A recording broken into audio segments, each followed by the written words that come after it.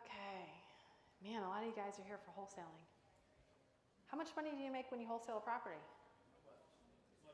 Not much, as much as I can. Somebody give me a number. 5 to 15. 5 to 15? Yep. Anybody else?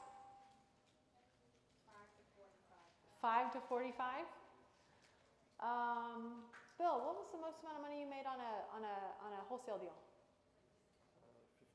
15. 15? Okay, I thought you were gonna like beat me. So the most that I ever made on a wholesale deal was $75,000. Is that a good deal? Yeah, it's freaking awesome, isn't it? That was you. Yes, that was me. You rock. I know, I do. No.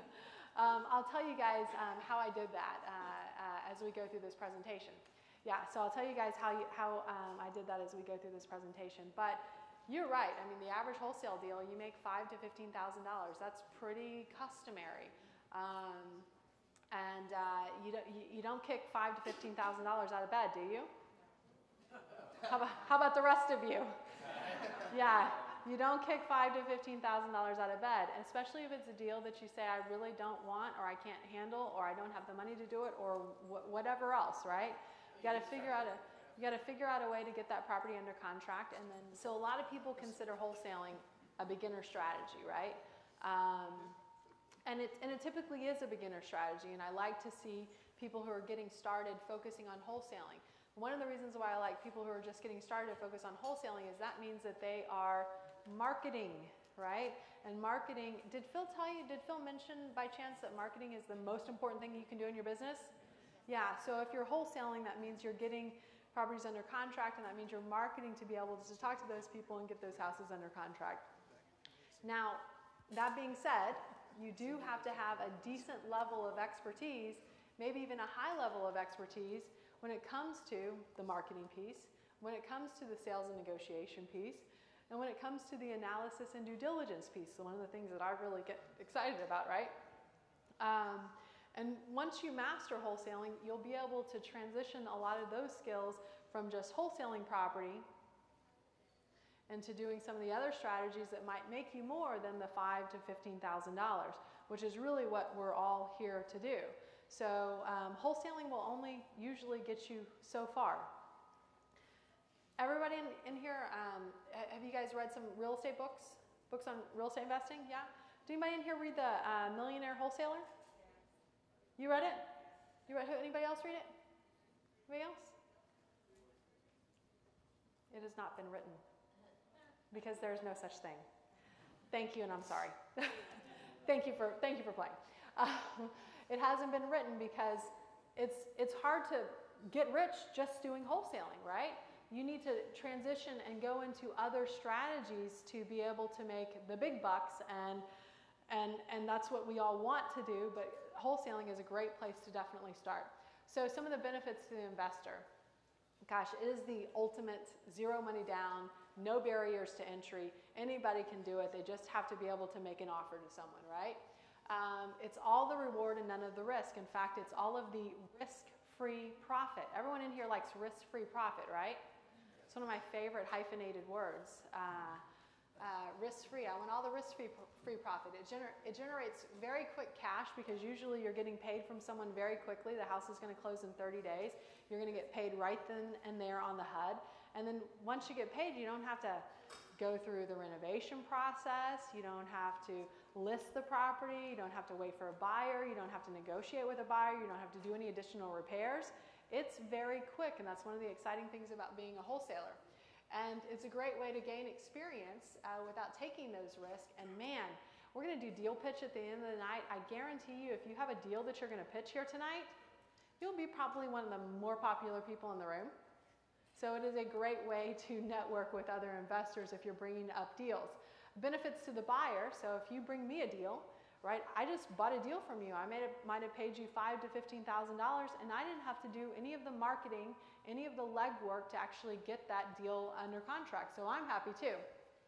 So we're going to talk about all the different steps you need to take to wholesale a property. And I'm going to go through them in detail, slide by slide in a couple of seconds, but I'm going to break them down into 12 different points to be able to do this. So number one, marketing.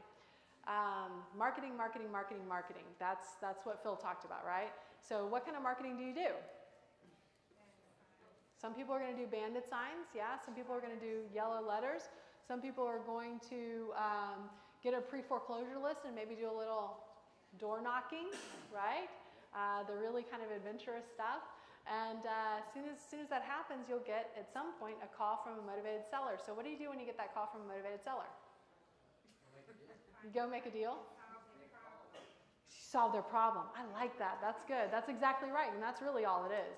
But I'll tell you, has anybody in here called one of the bandit signs? Like you see bandit signs on the road? Call them bandit sign. What happens when you call bandit sign?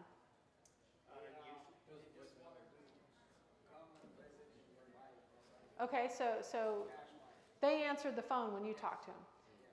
And you? I know who he's calling, and so do you. Okay. $5,000 down payment. Okay, got it, yeah. All the other signs don't answer, it's a machine. Don't answer, it's a machine. What happens? Thing, it's, or someone will say, oh, you know, we'll help you with your creditor, you know, it's some kind of huge company you're talking to. Okay, It's not okay. Anybody else calling bandit signs? Anybody else have any issue with people not answering the phone when you call off a bandit sign? Oh, and sometimes their voicemail box is full, so they can't even take your message. So guys, when that phone rings, stop every single thing you are doing and answer that call. Sounds ridiculous that I have to say this, but I have called so many people off of bandit signs just because they're marketing, right? I love that. You're out there marketing. You're out there putting a sign in the ground and hoping not to get caught, right? And you're taking all the risks. So I want to get to know you, and I want to say, hey, if you get any deals that you don't want or you need to wholesale, give me a call and put me on your buyer's list. They don't even answer the phone to get to that level, okay? So guys, answer the phone when your phone rings. How much does it cost to generate a lead? Somebody said nothing. A lot, okay? For me, it cost me anywhere from $100 to $200 to generate a lead. $100 to $200 to generate a lead. So it cost me between $100 and $200 to get a lead. Between $100 and $200 to get that phone to ring. Why would I not answer that call? Why would I not answer that call? Yet all these people who put out signs and do marketing, they're not answering their calls, right? Which is fascinating to me. But you guys need to associate every time that phone rings with like a $100 bill is calling you right now.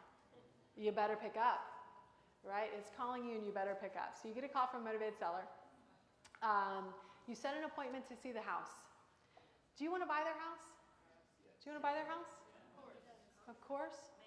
Maybe. Paula, I thought we had this thing going. Why maybe? Because it depends on how well you can negotiate the price and what it needs and what their issues are. Okay. Paula, you want to buy everybody's house. You want the right price. no. You want to buy everybody's house. Why? Why do you want to buy everybody's house? Why do you want to buy everybody's house? Because if it's not what you want, it might be what somebody else wants, right? The whole idea of wholesaling, right? So now that Phil's gone, I can say this. What sometimes he does to me. I gotta get something. This is not it. Sometimes my husband will say to me, "Here's a bag of crap. You go figure it out," right?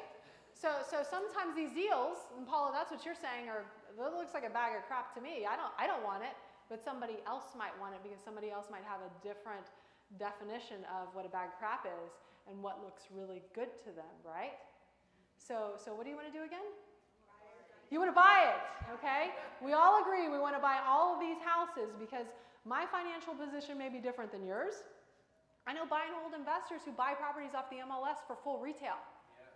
They will buy that bag of crap all day long that I will not touch, that most of you guys in here will not touch because it doesn't meet our criteria, it doesn't meet our numbers. Anybody in here own rental property? Raise your hand if you own rental property. Keep your hands up. If any of you purchased that rental property off of the great MLS, keep your hands up. Did you pay full price? Ish, pretty close? Pretty close? Ish, full price-ish? Yeah? Yeah? Okay, so we'll take all your cards because a lot of times when a seller calls us, it's not a house that we necessarily want, right? But there are other people in different financial positions. Some people just want, I want to buy a rental property. Don't know exactly what I'm doing. I've never heard Phil talk or Shenoah talk, and I just want to own a house. I want to, invest in real estate. And they think invest in real estate means buy something off the MLS. I don't think invest in real estate means buy something off the MLS, right? Because I don't want to pay retail. And right now, houses are going at about 96 to 97% of list price on the MLS. That is full retail. I've got to have a deal on a house before I want to buy it.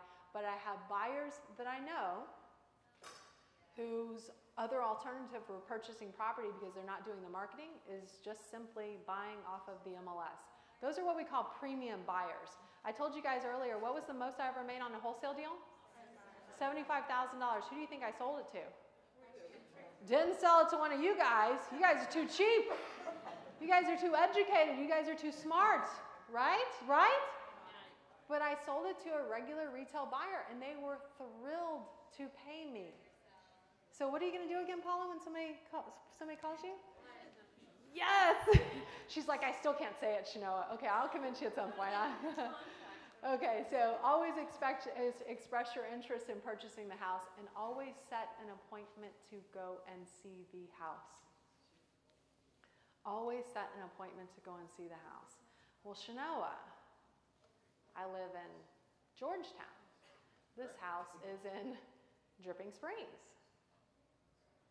That's an hour and 30-minute drive. I'm not going to do that. For $100 of what you spent to get the lead? For $100 for what? Is anybody saying like I'm not going to do that? So I'm not going to set the appointment? You're in Oh, yeah, that's a bag of crap. I'm not saying Georgetown's a bag of crap, but I mean it's like if that's how long it takes you to get there, right? I don't know about this, right? I'm not quite sure about it. Everybody likes my bag of crap example. Yeah. Set the appointment anyway. Set the appointment anyway. You're just information gathering, right? You're just information gathering. You may or may not want to keep that appointment, right? But what happens when you set the appointment?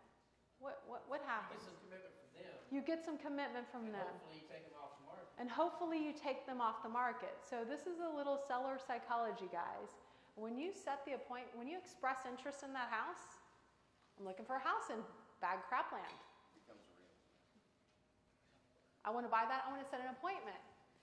Flips this little switch in the seller's brain that says, I don't need to call the rest of all y'all, right? I don't need to call the rest of you guys because someone's coming over here tomorrow who wants to buy my house, right? What do you do from there? Then you got to ask them all the ugly, dirty questions to find out how big that bag of crap actually is, right? I promise I will not say that word again tonight, or I'm going to really try hard not to. But it's become so fun that it's going to be hard. So after you express your interest, after you set the appointment to go and see the house, then you want to ask the ugly questions, right? To see if you really still want to see it, right? To see if you really still want to drive out there to go and take a look at it. And this is where you get all the additional information about the property to make sure you know what you're walking into when you get there. All right, step 3, analysis and due diligence. My favorite part. So you're going to pull your comps. How many realtors are in the room? Raise your hand, realtors, yeah. So normally realtors are like jumping around doing the happy dance, like saying, pick me, pick me, pick me. But guys, listen, I think about 10 realtors raised their hands. Get their cards, guys. To be a good real estate investor, you have to have a great realtor on your power team. You have to have a great realtor on your power team, and there's just no skipping that. If I hear anybody say, well, I know what the property's worth. I found it on Zillow.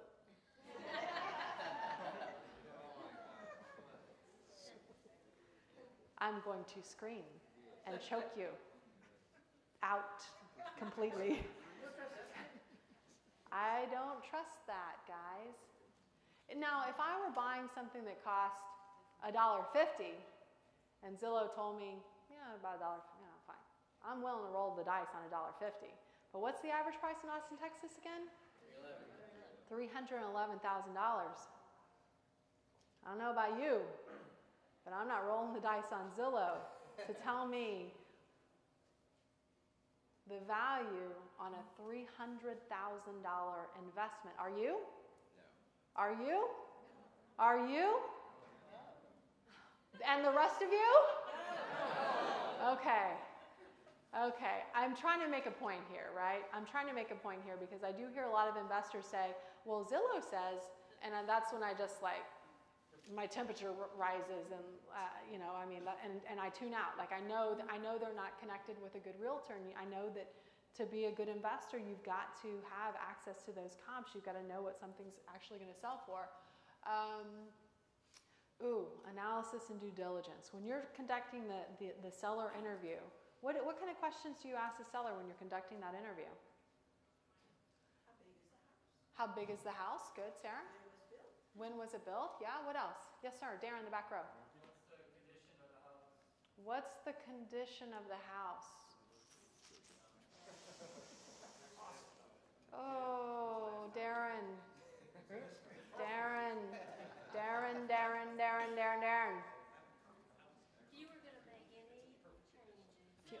I'm going to come back to you. I like that. I like that. So Darren just said, what's the condition of the house? What kind of question is that? That's a subjective question. That's a subjective question, right? What kind of questions do you want to ask? Objective questions, right? Give me an example of an objective question. How old is the roof, right? How old is the AC? When was the last time you replaced X, Y, and Z? When was the last time you, because that's not subjective, right? So how do you ask someone in a nice way? See, how many kids? Do you have any kids? Do you think that might make a condition difference? Are you an animal lover? Are you an animal? Do you think that might make a difference in the condition of the house? Yes. Yeah. So and that's not a normal question that you think about asking someone when you're asking them about their house. But that's a question that will sometimes give you a lot of interesting information for you to calculate your repair estimates on. So to them, well, what condition is the house in? People with cats don't think their house smells. People with dogs don't think their house smells. People with 5-year-olds don't like to admit that they have a booger memorial in their child's room, right? But these things happen. These are good questions to ask when you add it in. So now that you've expressed your interest, right? We want to buy this house. Now that you've set the appointment, right? Now you ask all those bag of crap questions. I said I wasn't going to say it, and I just did. Now you ask all the questions to figure out what's the real situation here. And those are the things that you want to ask, some of the things that you want to ask as a real estate investor so you know what you're walking into. You might make a preliminary offer over the phone. You might make a preliminary offer over the phone. Now some of you guys will say, what objection do you guys have to making a preliminary offer over the phone? You haven't seen the house. You haven't seen the house. You don't know what's next door. You don't know what's down the street.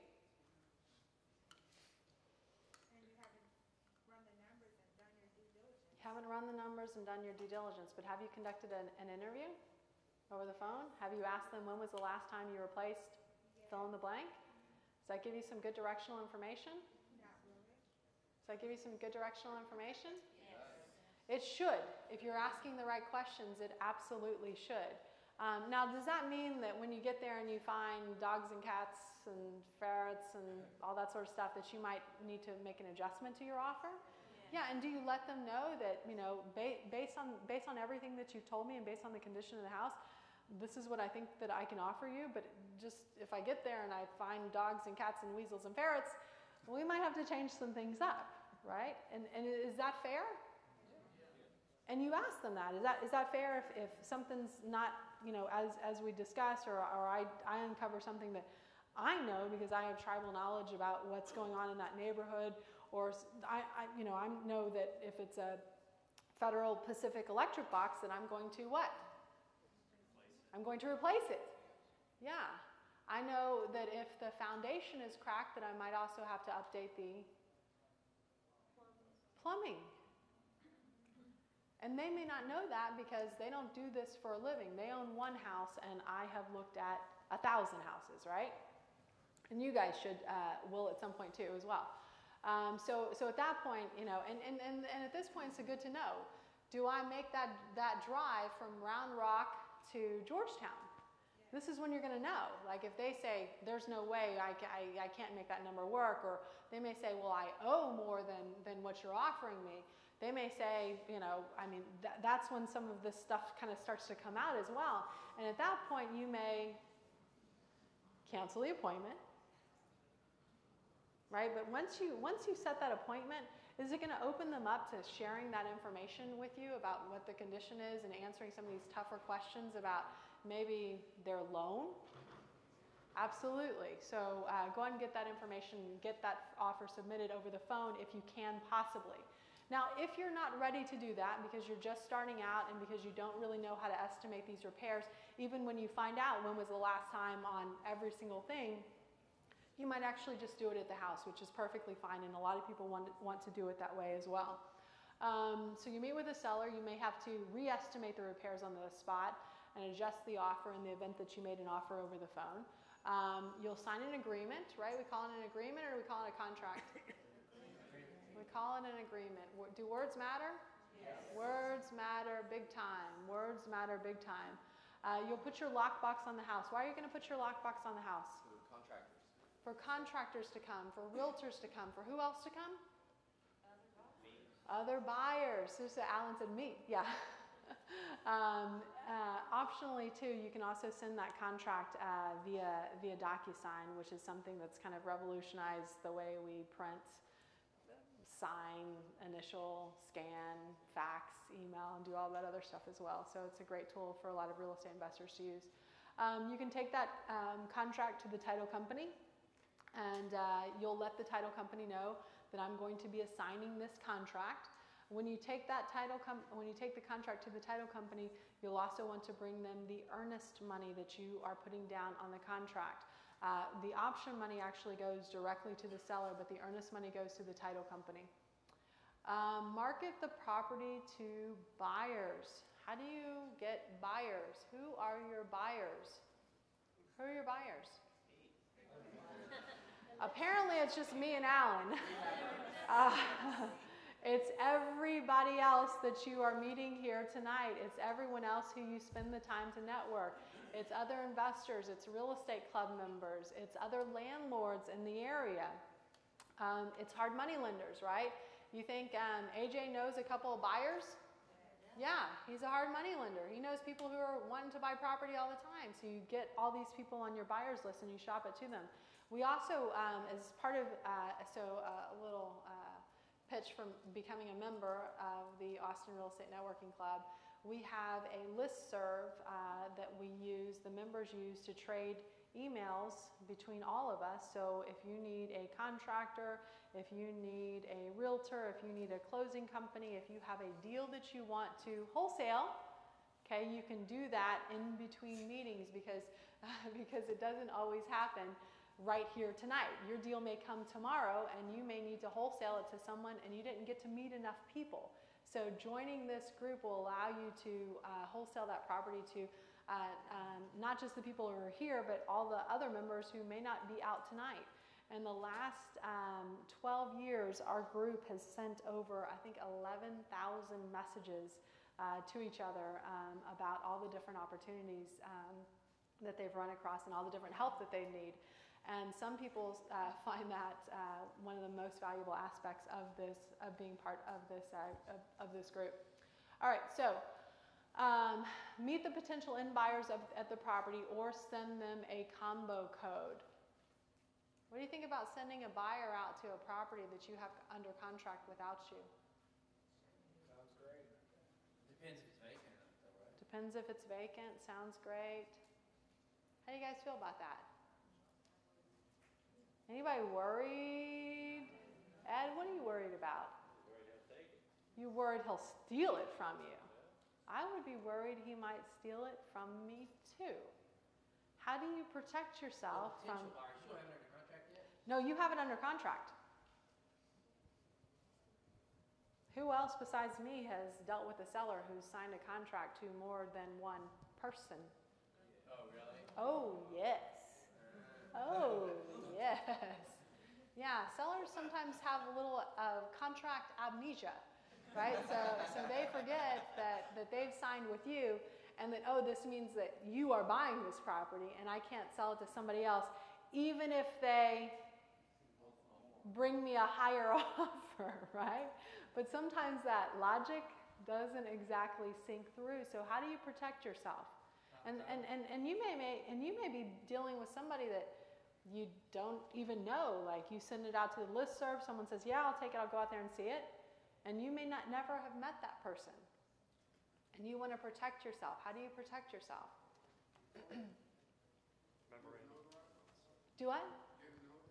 Get it notarized, get the contract notarized. You can do that with a memorandum of contract. Yeah, you can do that with a memorandum of contract. Do what? Record the contract. Yeah, that's what we're talking about, kind of memorandum of contract. Get it notarized, right? What else? Get titled open, yeah. You may consider having the end buyer sign a non-circumvent agreement,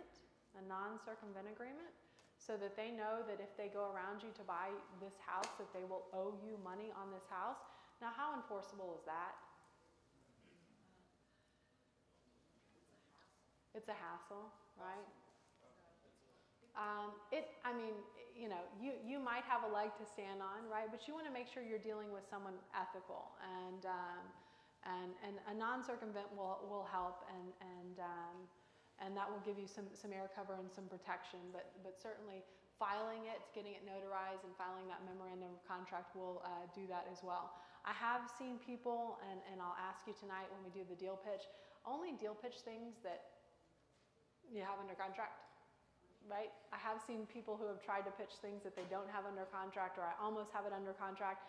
If you almost have it under contract, don't give out the property address or the seller's name and phone number and email address, right? Okay, so negotiate your wholesale fee with the end buyer and sign an assignment fee agreement, an assignment of contract fee agreement. Is that hard? People get really scared or nervous about this when they do it for the first time. Okay? That's you.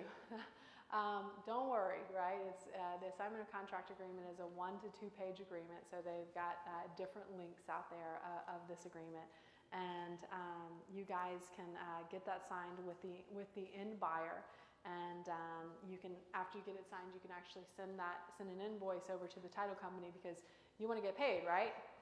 And title company needs something to pay you with, and that would be that invoice. So it's really easy to cross out a name on a contract and put the new end buyer's name and initial. In fact, you can even do that at the closing table. So that's where you would substitute your name. May I ask a question? Yeah, Liza. You said negotiate your wholesale Yep. fee. Is my understanding from your earlier mention of that you would, if you were getting it for $150 and you wanted to get $15 for your pocket, you just say, my sale price to you would be $165. My sale price to you is $165. My sale price to you is $165. But Robin goes out there and says, Shenoah, come on. It's going to take me more than what you told me it was going to take to fix this house up. And Shenoah, come on. That ARV, if a rainbow, popping out a pot of gold were there, then maybe I could get your ARV. But that number's not right. So I know you want 165, but as Phil would say, people in hell want iced tea.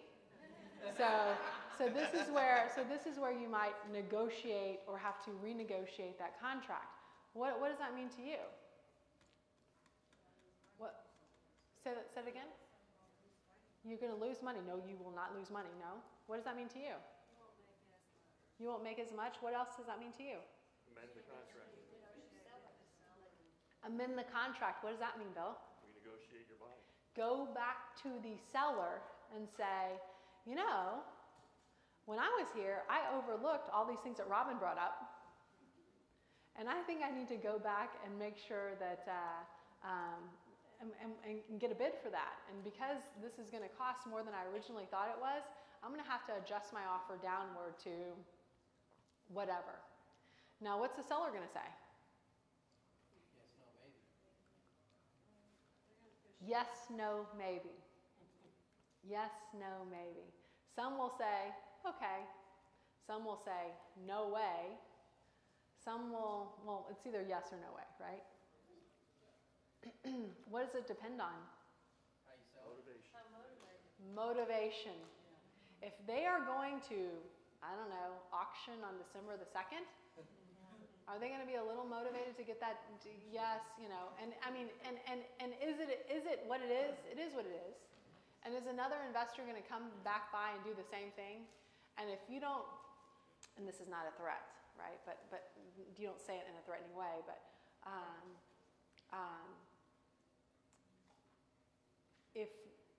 if we terminate this contract, you're going to have to find another buyer who's going to go through this exact same process, and you are going to run out of time.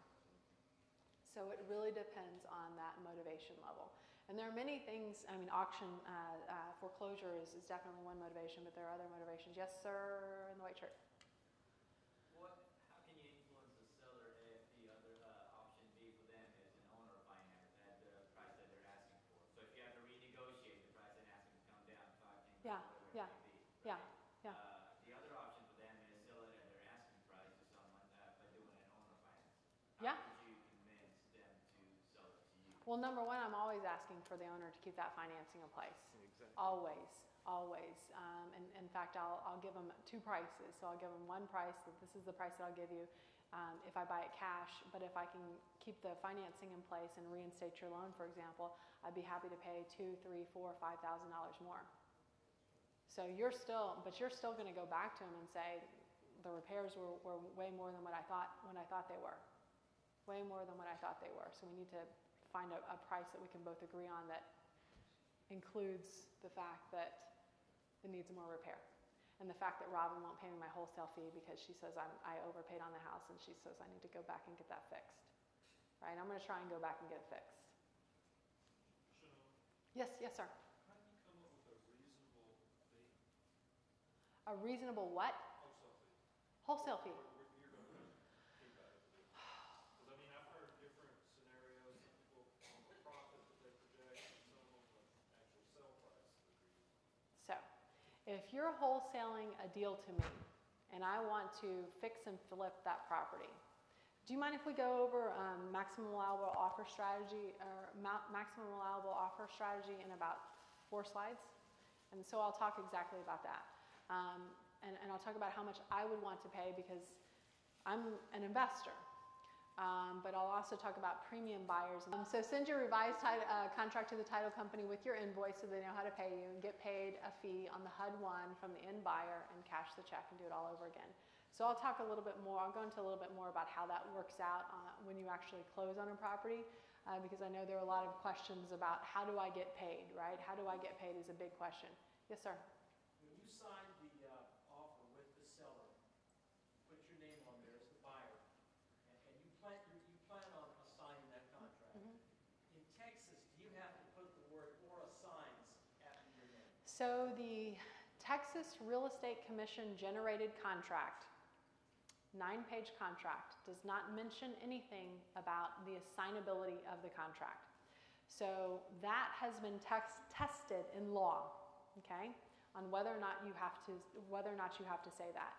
And law has come back, the judges have come back and said, because it doesn't say it's not assignable, it's assignable. That being said, so a lot of investors take the tack of, I'm not going to put and or assigns on there. But many investors feel more comfortable putting and or assigns on there. Do you have to? No. You do not have to, and you can still assign it. Will you maybe cause a little bit of a stink with your seller if you don't kind of let them know that you're going to assign it? Maybe. Maybe. Maybe not. Maybe not. They may not even care because the financials to them don't matter anyway. Some sellers are perfectly fine. Some sellers really throw a big fit. Know who you're dealing with, right? All right, sales and negotiation. My one lady who was here was talking about solve the problem. She's not here anymore, but this is all about really solving the problem. So build a relationship, develop the connection. How do you build a relationship with somebody? How do you build a relationship with a motivated seller? Yeah, Kevin. Find out what's going on in their world. Find out what's going on in their world. What else? What else do you do? Yes? Let them talk. Let them talk. Sometimes the best way to find out how motivated they are is to shut my mouth. Okay, good. Let them tell their story. And sometimes if they're motivated enough, you don't have to say it. They'll tell you. You'll come in to sell their problem or sell their problem. Let them talk. Let them vent talk. on you. Good. Let them vent on you. Good. I hate that, but yes, good. If you're sitting there with somebody in her kitchen, are you scribbling notes the whole time, or are you mostly just waiting to get back at your car? Yeah. How are you acting while you're there? Guys, you guys met Nancy earlier, and we go and look at a lot of properties together, Nancy and I.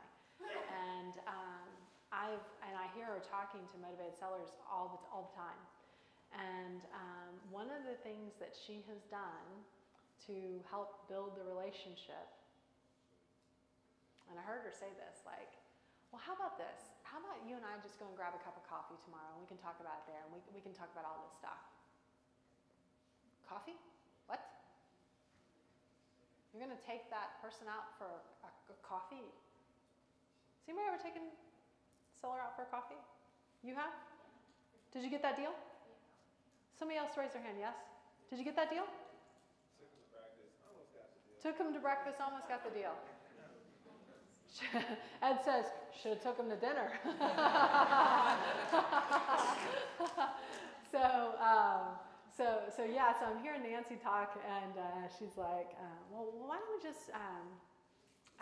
just figure out some of these details over coffee tomorrow?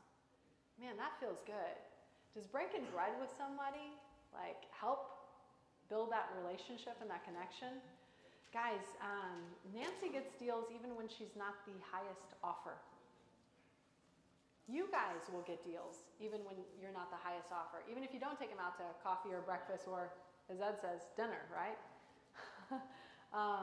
It's about building that relationship. And if you can build a relationship, and I have heard people say this, well, I like you better than the other person I talk to. You want to be that person. You want to be that person. And that person is not necessarily the person who's bringing the highest offer. And a lot of the deals that we do, same thing. We just felt, more confident that you could do the deal. Okay, we liked you better. If there's equity in that house, take them out to breakfast. Go ahead, say it. Test that mic out first. Hi. I said if I can at all avoid it, the first meeting is not at the kitchen table. Kitchen table is for talking numbers and signing contracts. For if you're trying to get a relationship, it's living room, can have a glass of water, how about the back porch? Where can we just talk, sit down and talk about your situation? I love that. That's good. Thank you for sharing. That was really nice. Understand their needs and their motivation. A lot of times, guys, remember that they're not, it's not just about the money, right? Sometimes it's about solving a problem that they have. Is Jack in the room? Is Jack still out of the room? So Jack's one of our coaching students. He's talking to a seller right now, and I'm gonna, since Jack's out of the room, I can say some stuff about Jack. Yeah, is that okay? So everybody's gonna keep it in the room. What happens in the room without Jack in the room, we're gonna keep it in the room, right? So Jack is a handsome young man with no kids. Okay, so he's negotiating this deal, and the seller tells him the seller has kids. And the seller says, well, I know we're going to close by, November the 26th, right, next Wednesday. But, listen, my kids don't get out of school until December the 18th. And it's really important to me that we stay in the house until after they're out of school. And Jack, no kid Jack, is like, no, no, you're not staying in there after I buy the house, right? Shenoah told me, right? You can't stay in there. Because I tell him, get them out now, right? But I mean, what's the problem here? Is the problem the numbers? Problems keeping that child in there while they are going through school. That's the problem. I don't want to disrupt what's going on with my child. You're solving the problem. You got to look for that problem to solve that maybe some of the other investors are not looking for. Is that helpful? Yes. Yep. So in that case, you would do that? Under what circumstance would I rent it back? Under what circumstance would I do a lease back? If they're not in foreclosure. If they're not in foreclosure, Bill, under what circumstance would I do that? If they're getting cash at closing. If they are getting cash at closing, and I escrow it you escrow it? until they move. Yeah. You're going to keep that cash, you're going to hold that cash back until they are out. And then what else do you write in there? Penalty if they stay. Penalty if they say. And empty of all personal possessions and broom swept clean. Empty of all personal possessions and broom swept. And that includes that couch with the bed bugs that they're going to try and put in the garage and leave in the house. Okay, true story. I don't know about the bed bug part, but somebody's got to throw it. I don't know when bulky trash day is in your neighborhood, but somebody's going to haul that away, right? So you want all of their personal possessions gone, and then they get the money. So under that circumstance, I will definitely let them stay. What are the two other things that I do in addition to holding some cash back and making sure that they know? Sign a lease. Sign a lease. What's the precursor to the lease? Security. No, that's the lease. What's the precursor to the lease, guys? An application. What's on the application? Driver's license. Oh, I know their credit's screwed already. Trust me. I mean, I'm buying your house at a foreclosure, right? What's on the application? It's their driver's license number. It's their date of birth. It's their social security number. Where they work, what kind of car they. It's all of their information, right? Yeah. That's not on the lease, guys. That's not on the lease. That's part of this kind of carrot and stick game. And there are a couple different leases you can sign. You can sign a temporary lease, which I don't like to sign. It's like a 2-page lease. Or you can sign for me, since I'm a realtor, the Texas Association of Realtors lease, which is actually longer than the purchase agreement. But it's an 18-page agreement. And what I like, why do I want to sign that agreement? Covers everything? Because if I have to evict them, I want to show the judge that I've got a lease so that I can evict them, and I want to get them to sign a lease that the judge has seen before and has evicted on before. Right? Yeah? Okay. All right, good. Yep, solve the problem. Okay, offer formula. So this is where you're asking about this. So what did I say? Slide 19, we're close. If you guys are new, please write this down. If you write nothing down tonight, please write this down. And if you did not bring a pencil or a pad, get out your phone or pretend like just to make me feel better, okay? So maximum allowable offer, 70% of the ARV, which stands for the after repair value, which is based on the comps, right? Minus any repairs that are needed on the house. That's the typical investor offer. Now, if you are wholesaling the property, you might consider offering a little bit less. But if you offer a little bit less and that seller calls somebody else in the room, what's going to happen? I'm going to bid, if I'm walking in the room, I'm going to bid 70% of ARV minus repairs. And if you bid 70% of ARV minus repairs minus your wholesale fee, because you want to wholesale it out to somebody else, I'm going to beat you, right? You better hope that you've taken them out to dinner with Ed, right? and make sure you got that settled up there, because I might beat you, right? So let's say that the best you could do is just the 70% of ARV minus repairs, okay? Are there investors in this room that will go outside of their formula to get a deal? Sure. Raise your hand if you are one of those. Okay, we'll take all y'all's cards. No, I'm kidding. No, you might, right? So some people don't use this formula. Some people will pay a little more, right? And you have to consider the fact that when you're talking to someone, they may be talking to other people who might offer them more. So you may or may not offer them less your wholesale fee so that you can sell it to somebody like me for 70%. You need to build a better buyers list, a buyers list of premium buyers, not just this as investor buyers, to be able to get this done, to sell it to someone who will pay a little bit more, right? All right, so don't stray from that formula. Don't stray from that formula unless, and someone who has already left the building has, no, he's standing in the back and he's talking, asked me, we'll ask him for financing. Right? I will pay more for a property if it comes with financing. I will pay more for a property if there's not a lot of risk in the renovation. One of the properties that we're looking at closing on in the next 2 weeks has a foundation bid that is, what's that, old Shan? Dan. Oh. Yeah. Yeah, that's okay. What's that Shady Hollow foundation bid? Not the Shady Hollow one. Oh, no, you're right. Oh, it's like 45,000. 45, is there a little bit of risk in that? We're going to try and wholesale it to y'all later, by the way. Seriously. But I'll pay more for a house if it's just a paint carpet job. I'll pay less for a house if it needs an extreme amount of repair, right?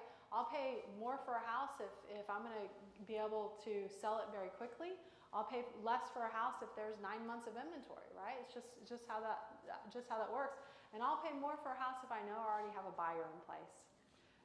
So I'll always pay more if I have a buyer already in place, and a lot of times I do. In fact, sometimes people will call me and say, "Well, I've got this house, and give me whatever details on it." And I'm like, "Well, gosh, that sounds interesting, right? I've got somebody who I know is looking for a house in that area, so I'll always pay more if I have that." So you got to have a good power team if you're a real estate investor.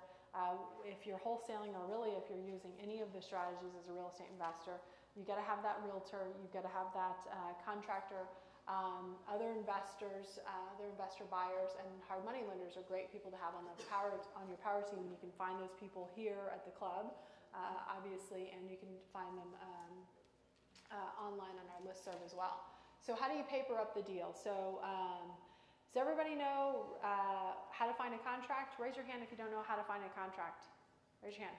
Okay, good. Okay, this will be the second thing that you write down. that I insist that you write down for those of you guys who are that new. Texas Real Estate Commission has about 65 forms online,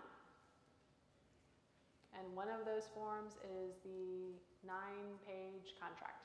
Okay, so you can get that for free. Just Google up TREC, T-R-E-C, and you can get that contract for free. Yes, sir. There used to be issues with non-realtors using state TREC forms? No, there's no issue with a non-realtor using a TREC form at all. There is an issue with non-realtors using the Texas Association of Realtors forms, but not the TREC contract. So look for TREC. Yep. Not A1. So someone asked, do I have to put and/or signs? A lot of times I do. Would that go into special? Was it? Nope, it's in the buyer. Okay. The buyer. Yep. Yes, sir. Some people use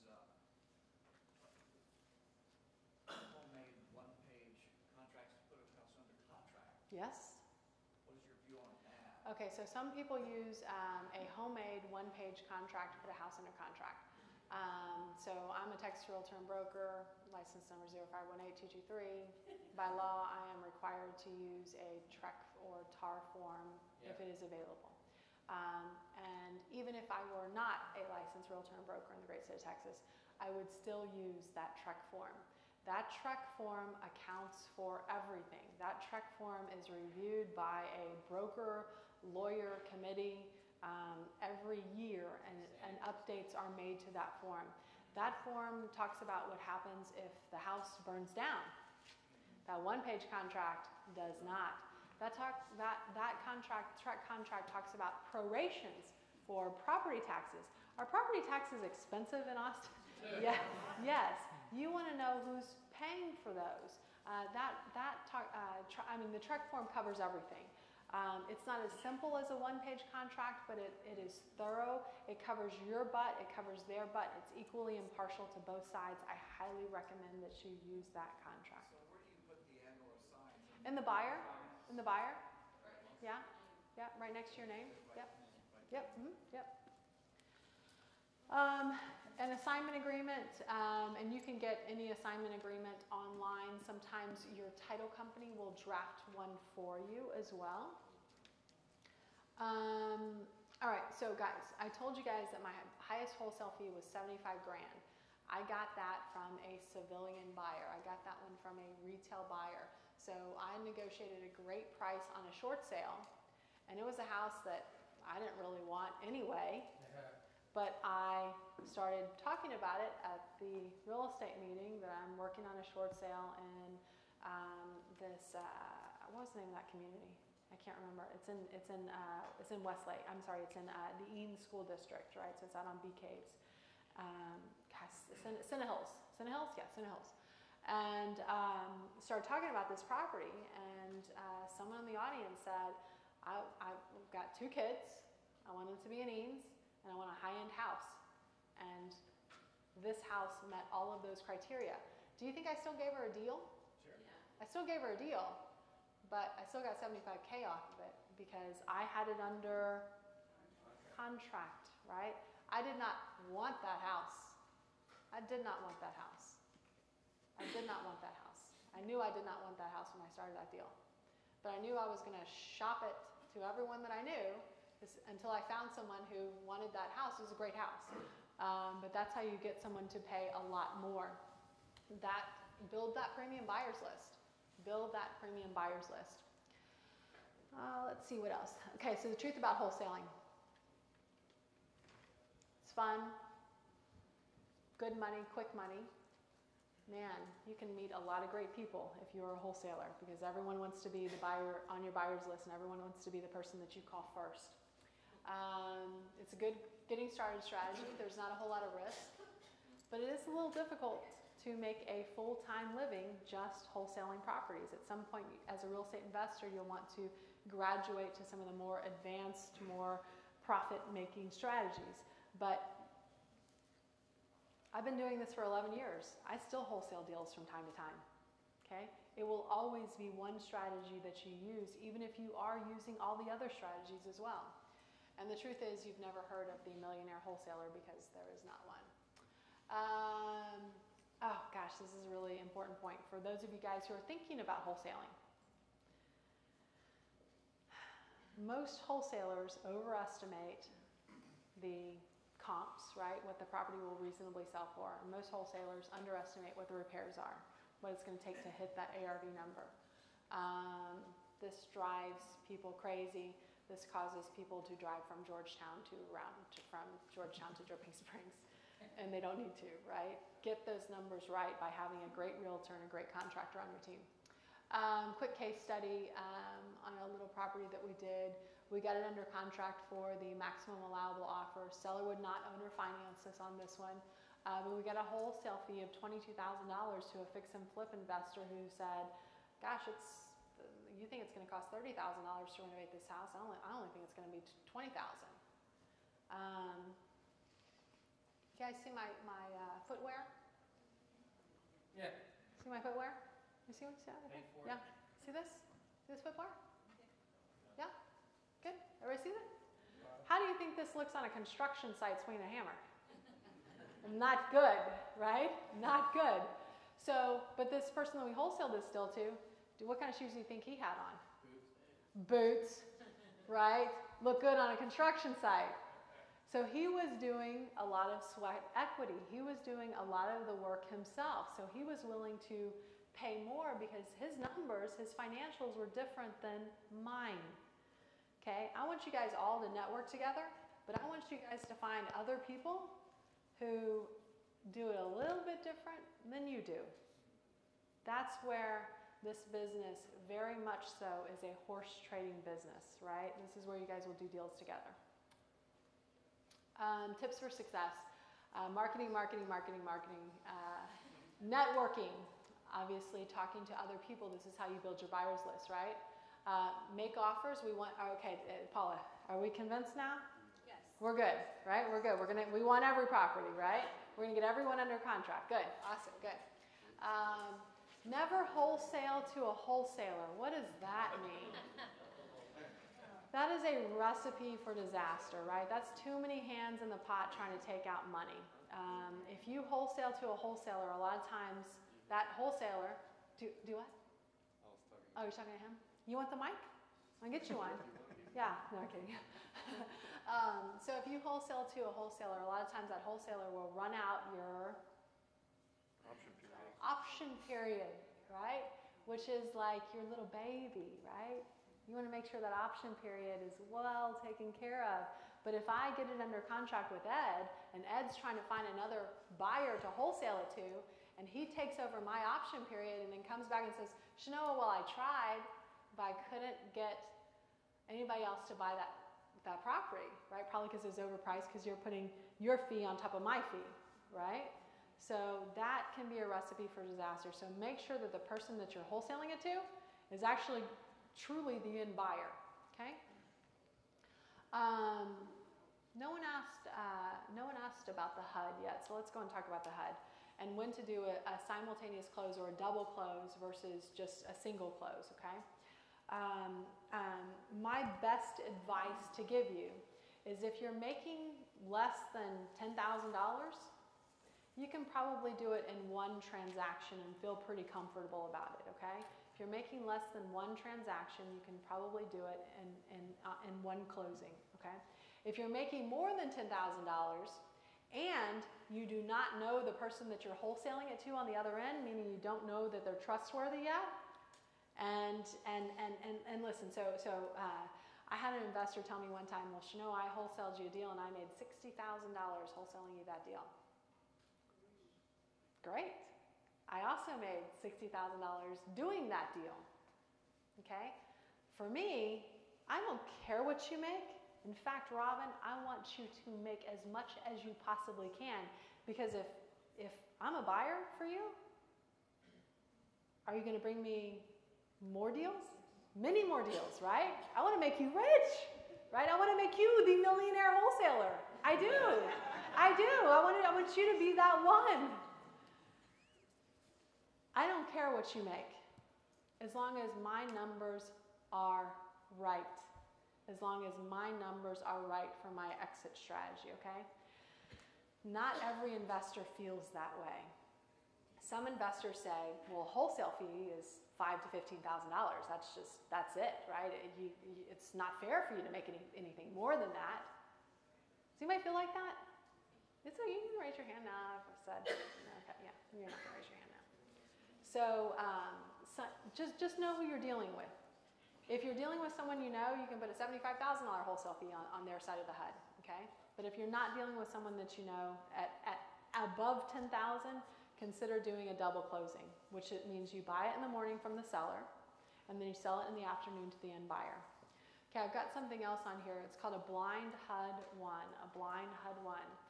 This is a good question to ask a title company to see if they are investor friendly. Can you do a blind HUD 1 for me? Kevin, what are you going to say? Sure. Hell yes. Yeah, so what does that mean? That means the seller does not see the buyer's side of the HUD. So that means the seller doesn't know what the buyer is paying you for a wholesale fee. Is that important? Yeah. Why is that important? So they don't freak out. So the seller doesn't freak out. Because sometimes the seller will freak out if they see you making money off of their situation. Does that make sense to everybody? Yeah. All right, so building your buyer's list. Where's all the money? Attend a foreclosure auction. You think there are going to be some cash buyers there? Yes. Advertise on Craigslist. You might pick up some new investors. So I want to get involved in investing. I'm going to look for deals on Craigslist. Okay? Those might be premium buyers for you. Join us. We know about that. Send a postcard to non-owner occupieds, people who, landlords, right? See if they want to buy more landlord property in that area that you have that property in. And look for, and you can do a search in the MLS in this, people who bought houses without getting a loan. Okay? Investors, right? Other investors. Some resources, I told you the TREC contract is free. You can get several assignment of contract agreements online. You can Google it, or sometimes your title company will make one for you. Any questions about wholesaling?